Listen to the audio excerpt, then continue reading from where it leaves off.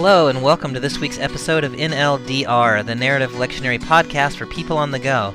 I'm Dr. Robert Williamson, Associate Professor of Religious Studies at Hendrix College and founding pastor of Mercy Community Church of Little Rock. I'm joined this and every week by my friend and colleague, Dr. Amy Robertson, Executive Director of Congregation Beit Haverim, a Reconstructionist Jewish synagogue in Atlanta. This week, the Narrative Lectionary continues with the beginning of Jesus' public ministry as told in the Gospel of Mark, chapter 1, verses 21 to 45. Jesus' first public teaching, his first public healing, and his first exorcism of an unclean spirit. We discuss what it means to teach with authority, how preaching sometimes takes precedence over healing, both in Jesus' ministry and in our own, and the comforting knowledge that even Jesus sometimes became exhausted by the demands of his ministry. Thanks for joining us.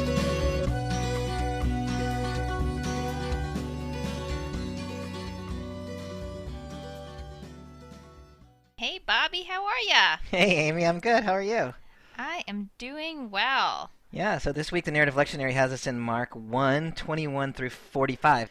So we get to encounter unclean spirits and sick mothers-in-law and leprosy. Like this is action-packed stuff right here. There is some action-packed stuff, yes. So I don't think there's anything we're going to need to do by way of context. Anything we need to do by way of context? I don't think so. I mean, it really picks right up where we left off. The context is that we just picked up some fishermen so they could be fishers of men. That's exactly what has happened. Yeah. Yeah. All right. So why don't we just jump on in Mark chapter 1, verse 21. Jesus and his followers went into Capernaum. Immediately, on the Sabbath, Jesus entered the synagogue and started teaching. The people were amazed by his teaching, for he was teaching them with authority, not like the legal experts. Suddenly, there in the synagogue, a person with an evil spirit screamed, "What have you to do with us, Jesus of Nazareth? Have you come to destroy us? I know who you are. You are the Holy One from God." "Silence," Jesus said, speaking harshly to the demon. "Come out of him." The unclean spirit shook him and screamed. Then it came out. Everyone was shaken and questioned among themselves, "What's this? A new teaching with authority. He even commands unclean spirits, and they obey him." Right away, the news about him spread throughout the entire region of Galilee. It's a pretty dramatic scene. It is a dramatic scene. Yeah, there's a lot. This is like the first, am I right that in Mark this is the first sort of like moment of public ministry, religious leadership for Jesus, right? Yeah, so we get that brief little notice in chapter 1:14. Jesus came into Galilee announcing God's good news, saying, "Now is the time, here comes God's kingdom." Yeah. But I don't know that that's really meant to be understood. At least it's more informal. Yeah, this is the first like real story about the kind of thing Jesus was doing. That's exactly right. Before we even get to that, in this very first verse you read, verse 21, he entered the synagogue and taught. Can you say a little bit about why that sticks out to you? During the time of the temple, the primary sort of commanded worship for the Jewish community was through the temple cult. It was not going to synagogue every Friday night. Synagogues were starting to crop up at this time, but they were a little bit more like community centers. Yeah.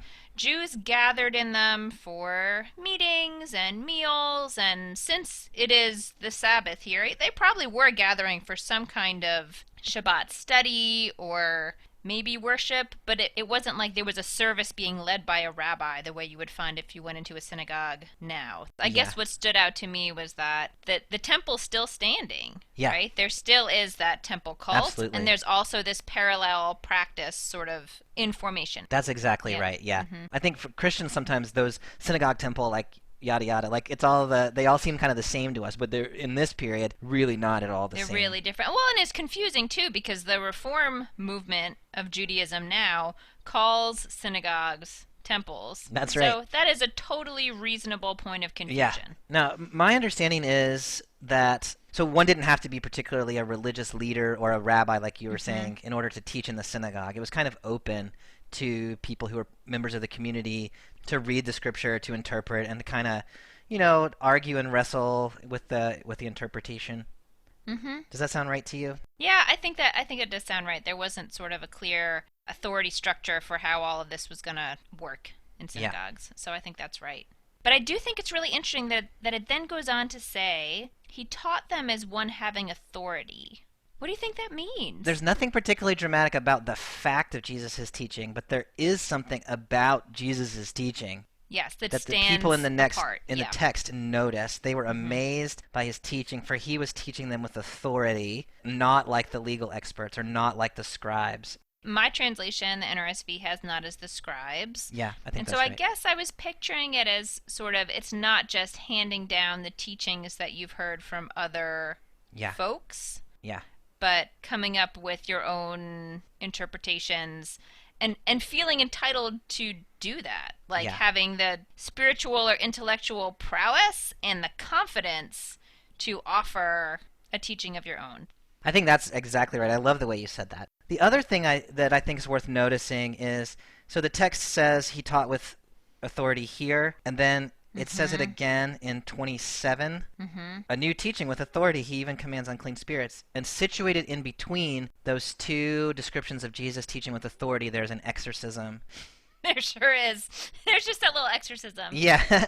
Yeah, but I think those are related. And, you know, and Mark has this technique he uses that scholars call intercalation, or the non-scholarly term is sandwiching of stories. You know, there's a story with another story stuck in the middle of it, and you're supposed to interpret the two stories together. So the fact that there's a story about Jesus teaching with authority and in the middle of it is an exorcism, in my mind means that the exorcism has something to do with their sense of his authority. So I think those two things together, Jesus teaches with an authority that doesn't depend on the teachings of his predecessors, and his interpretation is such that the spirit world responds to it. I think those two things together. I like that. Now this bit about the kind of dig at the legal experts, the scribes, that kind of thing is going to keep showing up over and over again in the Gospel of Mark. There's a conflict that develops, and it's starting right here, although it's real subtle. But by the beginning of chapter 3, it's kind of full blown, where Jesus and the religious authorities of his day are kind of in a conflict. And so we're going to need to pay attention to that kind of as we go. But at this moment, the contrast is Jesus teaches with authority, the legal experts don't. You know, you can be very familiar with a set of teachings and be able to recite them and sort of follow prescribed paths without really wrestling with them, or without sort of struggling with them, and without adding your own creative energy to them. I mean, we all do this in all sorts of areas of our lives, right? I mean, and I guess that's how I read this, is just sort of they're reciting the teachings that they know, and maybe get into potentially like pedantic arguments about the details of such and such tradition that's been inherited. That's what I imagine that Mark is describing. I think that's right. I like that a lot. And so to me, when especially when Christians, but especially Christian pastors like myself, read legal experts and scribes, or Pharisees, we ought to think about that as referring to ourselves. Right, the dangers of being a religious functionary for whom the kind of doing of the task has replaced the authority of the spirit. The gospel rightly proclaimed ought to make the spirit world tremble, is what this text is saying. And that's not what happens when you just argue fine points of theological minutia. But I love theological minutia. I do too. It's one of my favorite things. Can we do theological minutia? Yeah, I mean, Jesus loved theological minutia too. Not as much in Mark as in some other places, but yeah. So you can have the minutia. You just got to also make have the wow factor, right? Like, you should be amazed. You should stand in abiding astonishment, as Fackenheim would say, at the miracle of our religious lives. Can we talk about the exorcism? Yeah. So the unclean spirit cries out, "What do you have to do with us?" Jesus tells them to be quiet and calls them out of the man. So what do you see in there that you want to talk about? I mean, again, this is not an area that I know a ton about, but it seems surprising to me that there's no ritual involved. There's no sort of recitation of any kind of protective psalms. Jesus knows immediately that it's like just some guy who says, like, what are you doing here? Yeah. And he knows that this is an unclean spirit, and all he has to do is tell the spirit to get out, and it does. This, what have you to do with us, is like, it's a little bit, the way that I read that is like, whose place is this, right? Like, why? What are you doing here? Like, this is our place. And there's a sense in which, and this is true, as you were talking about, in Judaism, sort of post-Hebrew Bible, in Enoch and the Dead Sea Scrolls and other places, that the world is kind of under the sway of evil angelic forces. Yeah. And the world has become kind of a place where the evil, unclean spirits are dominant. And this is like the Holy Spirit, the Jesus Spirit, the God Spirit is now re-entering to reclaim the space. This is the opening salvo of the battle to retake the world for the Holy Spirit, I think. And it's not even a contest, right? They're just like, oh no! And then, they just lose. When the unclean spirit says, "We know you are the Holy One," Jesus silences the unclean spirit. So the unclean spirit can't make an announcement to the people about who Jesus is. We're going to see this more and more in the Gospel of Mark, so I just want to flag it right here. But there is a phenomenon in the Gospel of Mark that's sometimes called the messianic secret. That is so interesting. I did not see those things as fitting together, but yes, that totally makes sense. So a little later on in this story, when Jesus heals the man with leprosy, he's going to tell him also, don't tell anyone. Don't tell. And so there's this interesting pattern in Mark's Gospel where Jesus doesn't want anyone to know who he is. So you and I know who Jesus is because we're reading the text, and the text has told us now a couple of times. And the demons know who Jesus is, but at this point in the text, nobody else understands. And Jesus is making sure that the spirits don't give away the game and let people know who he is. So then in verse 29, after leaving the synagogue, so this would seem to be on the same day, so we're still on the Sabbath, because in verse 32 we get that evening, and so that notice would be the end of the day that we've been on, or the beginning of the next day. So Jesus, James, and John went home with Simon and Andrew. Simon's mother-in-law was in bed, sick with a fever, and they told Jesus about her at once. He went to her, took her by the hand, and raised her up. The fever left her, and she served them. When you read that, what are the first things that sort of stick out to you? So at the end it says, then, in my translation, then the fever left her and she began to serve them. And I just had this picture of like this group of men coming over and this like older woman who was just sick and now she's like bringing them tea. Yeah. But I was relieved to see that the Greek verb that's used is sort of related to like the word deacon. Yeah, right? yeah. To be a deacon. And that helped me see service less in a sort of power structure kind of authority way and more sort of like an inspired service, right? Like the kind of service that you are moved to want to serve for a cause, not that women serve men or that people serve religious authority. So that was honestly my first reaction to that whole little... No, I think that's a great reaction. I mean, I think that's a lot of people's first reaction. And I mean, one thing that's worth noting is that verb only gets used a couple other times in Mark. One of them is in Mark 10:45. The Son of Man came not to be served, but to serve. So this kind of serving is the kind of thing that Jesus himself does. And in some ways, Peter's mother-in-law becomes... or Simon's mother-in-law becomes like a little bit of a model of what Christians are supposed to be, and even a little bit of a presaging of what Jesus himself does. Do you think, and the text doesn't really say either way, but I'm assuming they didn't go to Simon's mother-in-law's house in order to heal her. They just went to her house and then remembered that she was sick, so they told Jesus about that? So Jesus, with Simon's mother-in-law, seems to initiate the interaction. He just sees that she's sick. No one asks him to heal her. She doesn't ask him to heal her. Jesus just goes and does it. And actually, the person with the spirit never asked to be healed of the spirit, the unclean spirit either. Jesus Certainly not. Yeah. No. We never even really hear the voice of that person. We only hear the voice of the spirit. That's right. So there's something here about Jesus of his own authority, of his own volition, is just bringing healing and restoration to people wherever he goes. Like, that's just kind of what he does. There's nothing being said here about her faith or her, her humility. She doesn't call him merit, Lord. nothing. Yeah, right. Nothing. She's just a woman with a fever. Yeah. Yeah, I think that's right.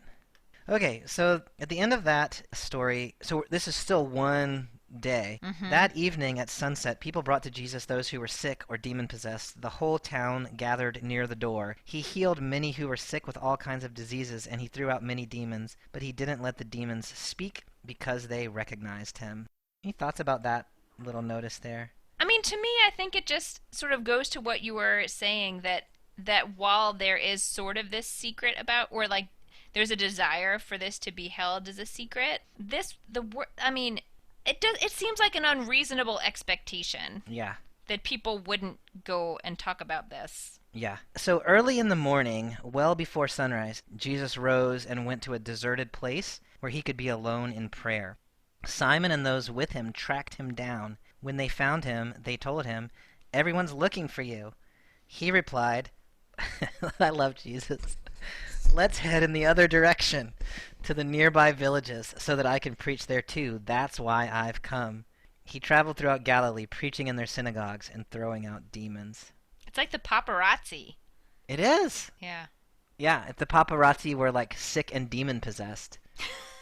Well, I know, but well, your translation is a little different from mine. So in mine, Jesus answers them, "Let us go on to the neighboring towns, so that I may proclaim the message there also, for that is what I came out to do." Yeah. So like the main thing that Jesus has come to do is proclaim the message, Yeah. not cast out demons and Yeah. heal people. Yeah. But when people present themselves to him immediately in need of that, he has the capacity to do it, and so he does it, but he's like careful not to let that become what he does. Like Yeah. he's careful not to let that overshadow what he's here to do, Yeah. which is proclaim the message that I wish they would expound more upon, but Yeah. Mark's not going to do that. That's really interesting because, a lot of times people talk about, put your money where your mouth is or whatever. Like Yeah. you talk a lot, but like, can you actually do anything? And I mean, Jesus can both talk and do stuff in this text, but what he says matters is the preaching, not the healing. We saw in the first bit of this text that, the preaching, so we got those two preaching stories with an exorcism sandwiched in the middle. And so the preaching and the healing are not actually separable. They're part of the same. But there is a sense in which once Jesus has healed people in one place and the good news of the arrival of the kingdom has come, he doesn't need to go back there. Like, they already got it. Mm-hmm. So let's go somewhere else where they don't have it yet. Yeah, no, I mean, it makes me think about, that it's probably like a meme somewhere, but sort of the categorizing thing. Like, there's some things that are very urgent, and there's some things that are very important, and then there are things that are, both urgent and important, Yeah. or neither. But it's very easy to pay attention to the urgent things all the time, right? That's like the email thing that dings all the time, or the baby that's crying, or the whatever. And there's nothing wrong with tending to urgent things. Yeah. They're urgent, but they can pull you away from what you know in your sort of gut to Yeah. be important. Like your mission, Jesus' mission here is to proclaim the message. And Yeah. the urgency of the throngs of people needing things from him will pull him away from what he knows to be important for his time on earth. I love that. There's a lot for me to think about in like congregational life with that, and Yeah. sort of how we care for all of the people in our community. And maybe that is the thing that is important, but to at least pause and sit with that question. Yeah. Like, is care for the members of our community the most important thing? Are there other things that are also important? Because the care will always feel urgent. Yes. At least for me. Yeah. But the I'm sure teaching it's with authority, the important too. preaching, the proclamation of the good news, that's the precursor to everything else. Now, I love that Jesus needed to be out on his own, like as an introvert. I love people, but like when people say, "Hey, let's go back to the party," I'm like, let's go the other direction. Like, I can relate to Jesus right here. And so I don't have a lot to say about that, but I just appreciate that Jesus needs to get away from the crowds and like be someplace alone. Yeah. Oh, one other thing that's worth saying is I don't know if this matters or not, but James and John, Peter and Andrew are from Capernaum. And so what they want to do is go back to their hometown and say, let's just keep on preaching and healing here in our hometown. And Jesus has called them away from their boats, like we talked about last time, away from their families to go out into the world and do this ministry. And so in some sense, Jesus saying, nope, we're not going back to Capernaum, we're moving on, feels to me like a step in this kind of disciple journey of we're now moving away from your familiar territory, from your familiar people. You might want to go back to the place that's comfortable to you, but that's not where we're headed. We're headed someplace else. Yeah, no, I like that a lot. I think holding that together with the idea that even though there are so many more people who might need healing within that town, it's time to go. Yeah. Like, no, the work is not finished, but doing that work is a little bit tangential to the mission or, supplemental to the mission or something. It creates a lot of tension and drama, and it makes me appreciate how hard this mission was that Jesus had. That's hard. And the disciples following him. Yeah. Yeah. Okay, so they're somewhere now in Galilee and preaching in the synagogues and throwing out demons. And then we get this last story for today. A man with a skin disease, sometimes that's translated as leprosy. Yeah, in our NRSV it says a leper. Well, since we're talking about it, do you want to say anything about when you hear with your Hebrew Bible ears that someone has skin disease or someone has leprosy, where do you go in terms of your Hebrew Bible knowledge about this person? The Hebrew Bible has the book of Leviticus. Surprisingly, I know you would guess it would be in Genesis. No, Leviticus has a lot to say about tzara'at, this skin ailment, but it is not only skins that can be affected. It is also houses, Yeah. and cloth, and like wool. So when you're trying to picture like what this is, it's, I mean, I don't know, some kind of fungusy, scaly situation. Like it is not Hansen's disease. It is not what we would call leprosy now. And for whatever reason, in Leviticus 13 and 14, it is dealt with as something that puts you into a state of being ritually unclean. Yeah. In those stories in Leviticus, it doesn't say anything about like you've done anything wrong to become ritually unclean. Right. You just are. Right. And so there is, you sort of like, you kind of wait and watch until it seems to have mostly resolved itself, and then offer some bizarre there are strange rituals that are done to sort of wrap up the whole process and sort of mark that transition back from unclean to clean, so you can come back into the community. But people who had this ailment were kept away from the ritual life of the community. They were really sort of pushed to the outskirts of the community or put in isolation. In Leviticus 13:45 and 46, anyone with an infection of skin disease must wear torn clothes, dishevel their hair, cover their upper lip, and shout, "Unclean, unclean." They will be unclean as long as they are infected. They are unclean. They must live alone outside the camp. Mm-hmm. So this really is something that created, like, it broke community for those people. Yeah, it has big social ramifications, yeah. So we ought to have that in mind as we read this story about Jesus encountering this fellow. So a man with a skin disease approached Jesus, fell to his knees, and begged, "If you want, you can make me clean." Now, verse 41 has a translational issue. What is Jesus' attitude in the NRSV in verse 41? Jesus is moved with pity. Yeah. In the Common English Bible, Jesus is incensed. Oh, those are very different. Very different. Oh, goodness. So there's a variant manuscript tradition between incensed or became angry and became filled with compassion. And in fact, the dominant manuscript tradition reads the way the NRSV does, which is he became filled with compassion. But a lot of scholars think that he became angry or he became incensed is probably the original reading there. And the reason is, as a text critical scholar, this idea of the more difficult text is often original.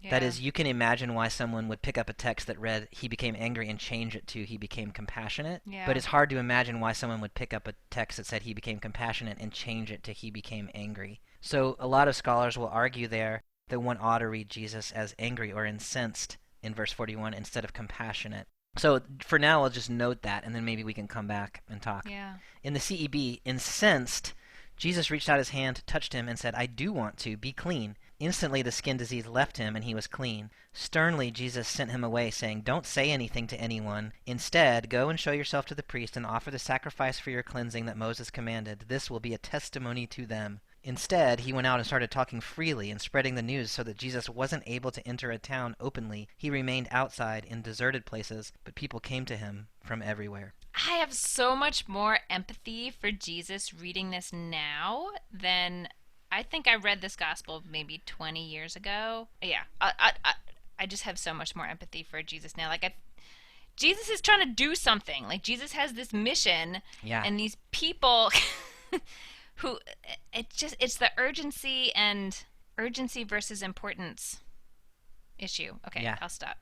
I'm not leading you into the text. No, no, no, but that's Uh, a really important observation, and it keeps showing up over and over again in this gospel. You'll see as we go. And in yeah. some ways, Jesus, yeah, he's trying to do this thing, and needy people keep showing up, and his reputation keeps spreading, and it makes him harder to It do makes it his. harder and harder for him to do what he understands to be his actual job, Right. you know? And when I read this 20 years ago, I think I just wasn't. I mean, I guess I hadn't really lived into adulthood where that's just so often the case, where you have something you're trying to do, and then lo and behold, there are 8,000 other things Right.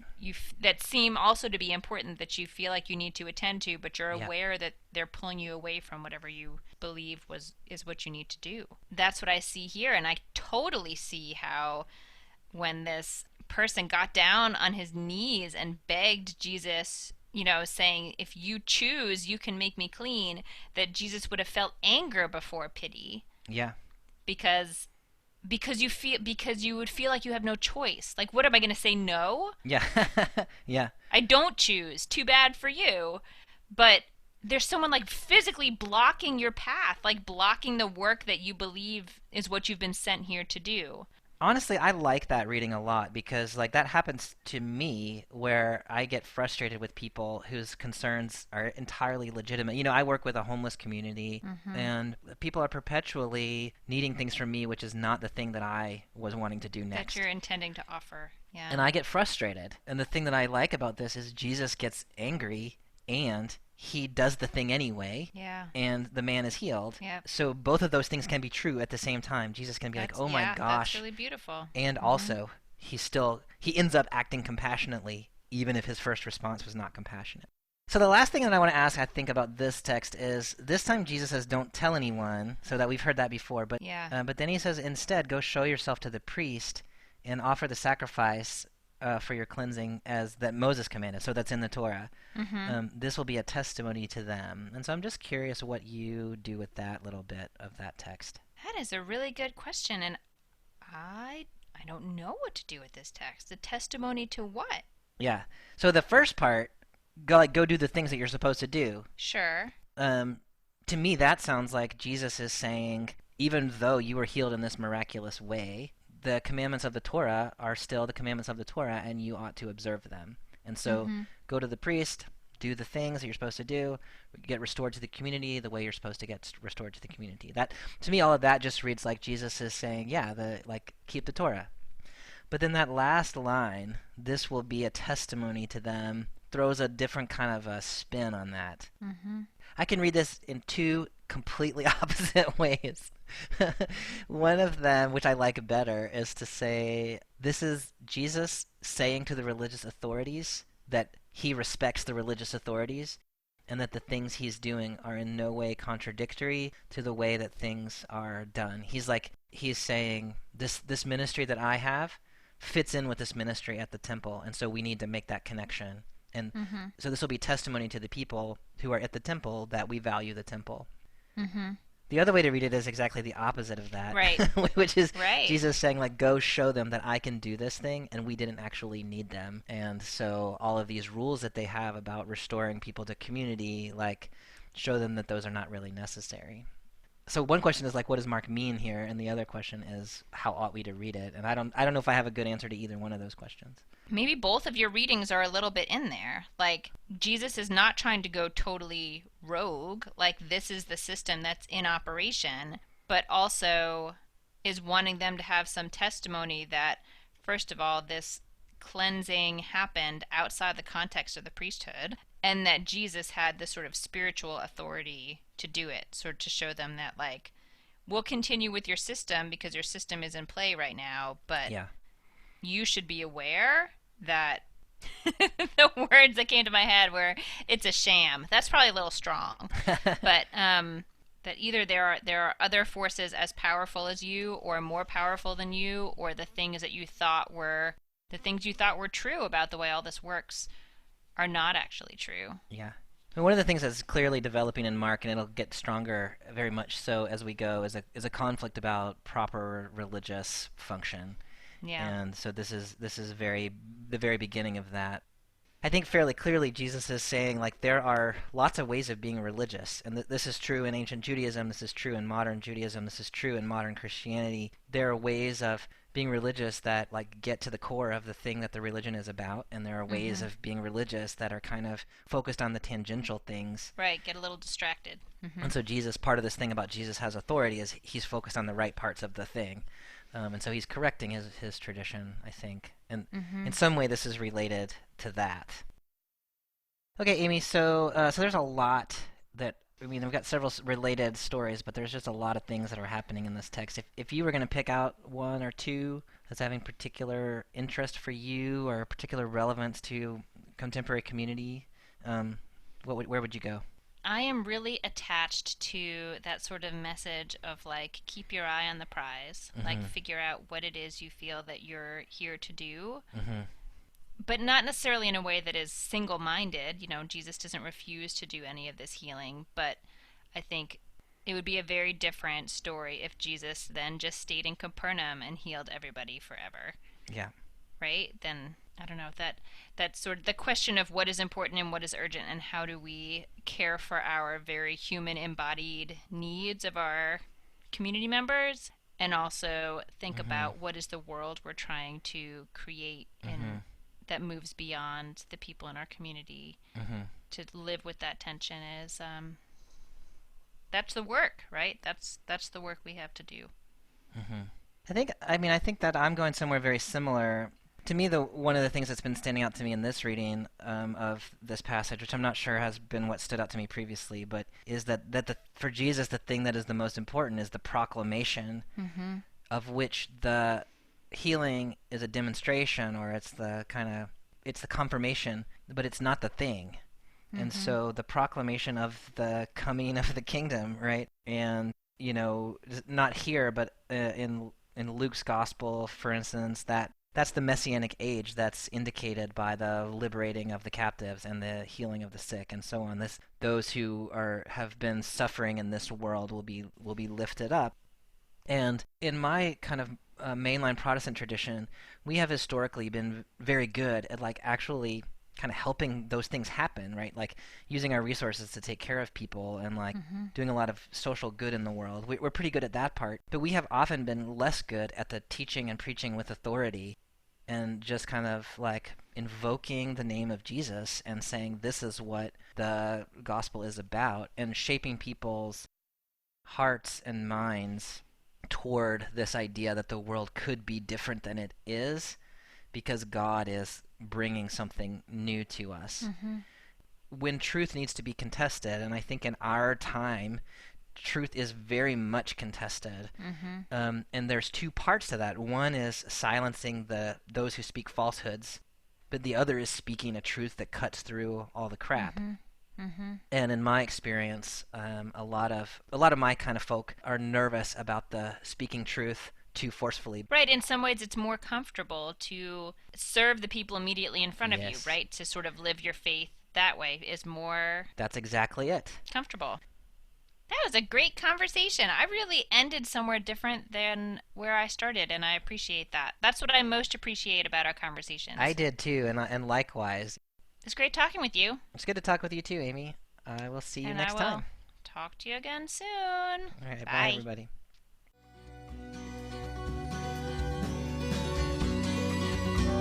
Thanks for joining us for this episode of NLDR, the narrative lectionary podcast for people on the go.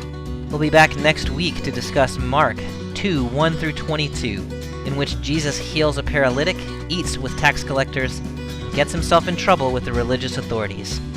We'll see you then.